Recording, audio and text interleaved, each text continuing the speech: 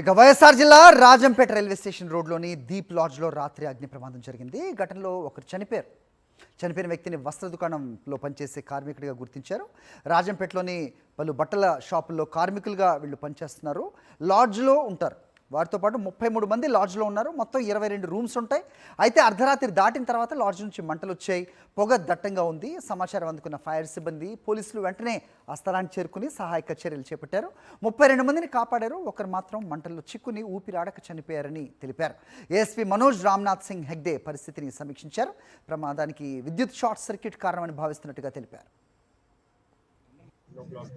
సమయంలో Rajampet RS road railway station రోడ్లో ఉన్న దీప్ లాడ్జ్లో యాక్సిడెంటల్ ఫైర్ అనేది జరిగింది. దీనికి కాజ్ ఆఫ్ ఫైర్ ఏంటి అనేది కనుక్కుంటున్నాము. ఫైర్ డిపార్ట్మెంట్ వాళ్ళతో తర్వాత వేరే ఎక్స్పర్ట్స్ వాళ్ళతో కూడా కన్సల్ట్ చేసి ఎగ్జాక్ట్ కాజ్ ఏంటి, ఎగ్జాక్ట్ పాయింట్ ఎక్కడ స్టార్ట్ అయ్యింది అనేది కూడా కనుక్కుంటున్నాము.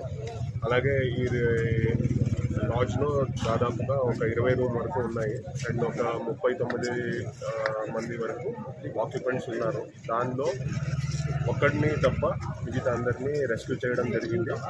ఒక్క పర్సన్ ఇక్కడ ఎక్కిపోయాడు అండ్ చనిపోవడం జరిగింది. అతన్ని కూడా షిఫ్ట్ చేశాము.